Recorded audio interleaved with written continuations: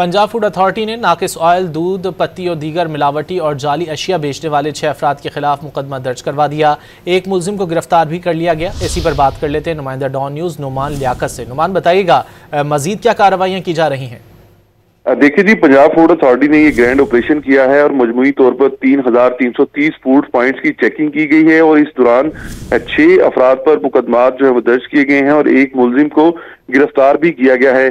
Food authority के operation के दौरान 15 सहरो अवतार पॉइंट्स भी बंद किए गए हैं और 370 में से जो 53,79,000 के जुर्माने हैं वो भी किए गए हैं। पंजाब फूड अथॉरिटी के मुताबिक 215 किलो जाली पत्ती, 100 किलो कार्टन और 100 किलो पैकिंग मटेरियल भी जब्त किया गया है। इसके अलावा 10,000 लीटर नाकिस ऑयल, 1,785 लीटर दूध और दीगर जो एक्सपायरी अशिया हैं इनको तल्फ किया गया है। इसके अलावा इफ्तारी के वक्त में औकात सबसे ज्यादा इस्तेमाल होने वाली पकौड़ियां उनको भी तल्फ किया गया है।